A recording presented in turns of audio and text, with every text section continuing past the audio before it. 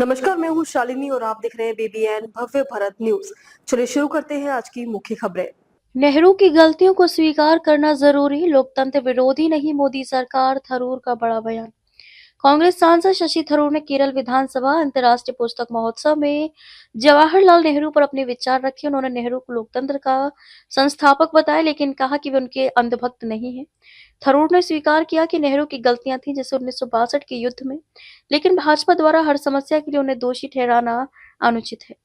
कांग्रेस सांसद शशि थरूर ने केरल विधानसभा अंतर्राष्ट्रीय पुस्तक महोत्सव केएलआईपीएफ भारत के पहले प्रधानमंत्री जवाहरलाल नेहरू के कार्यकाल की चर्चा की। इस दौरान उन्होंने कहा कि वे नेहरू को लोकतंत्र के संस्थापक मानते हैं, लेकिन अंधभक्त नहीं है।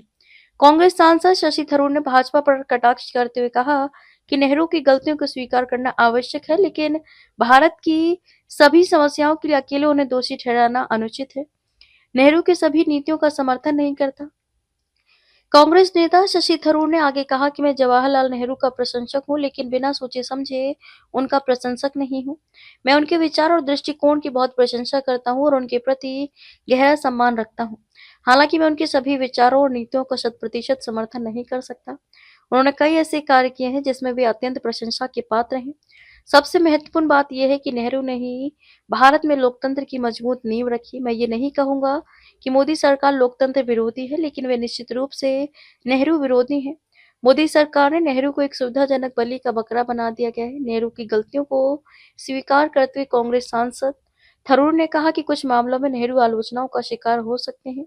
उदाहरण के लिए 1962 में चीन के खिलाफ मिली हार का कुछ श्रेय नेहरू के कुछ फैसलों को दिया जा सकता है। वहीं उन्होंने भाजपा पर कटाक्ष करते हुए कहा कि भाजपा अब जो करती है वो ये है कि मुद्दे की परवाह किए बिना हर चीज के लिए नेहरू को दोषी ठहरा देती है। तो अभी तक के लिए इतना ही। मैं शालिनी आपसे विदा लेती हूँ। अगली खबर में फिर मुलाकात होगी एक और खास खबर के साथ। तब तक के लिए बने रहिए बीबीएन भव्य भारत न्यूज के साथ। नमस्कार।